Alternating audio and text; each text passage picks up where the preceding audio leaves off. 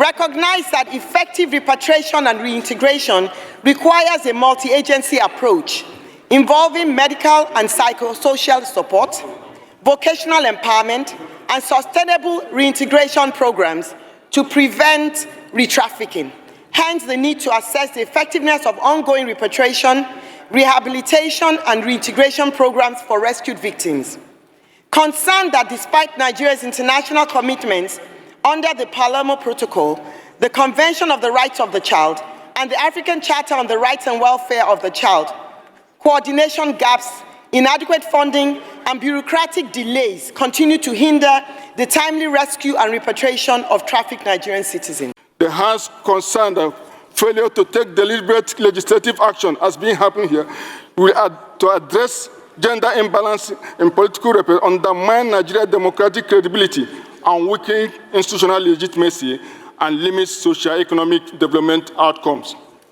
The House concerned that increased women representation in governance lead to improved outcome in healthcare, education, and social welfare and economic growth, therefore strengthening national cohesion and sustainable development.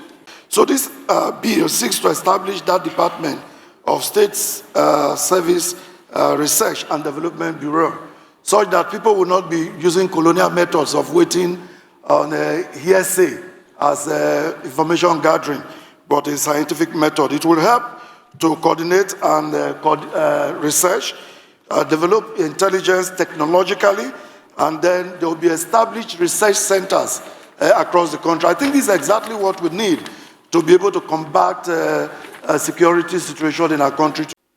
The bill responds to the urgent need for a centralized and legally empowered institution to coordinate national preparedness and response to public health and emergencies.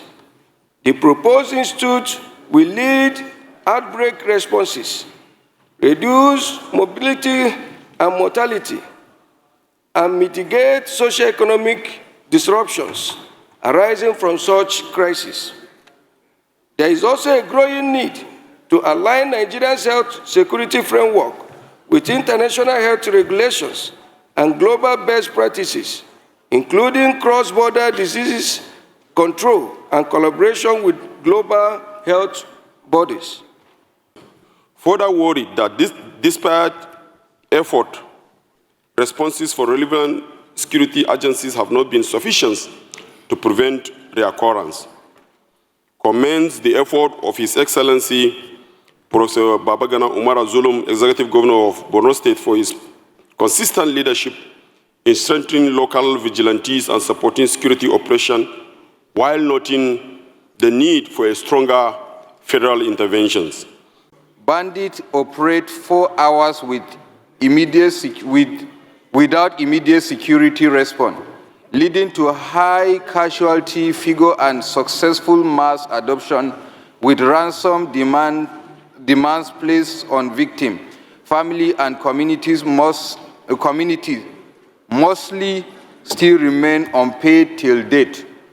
Disturbed that entire community are being displaced, with some villages nearly disastered due to fear of repeated attack.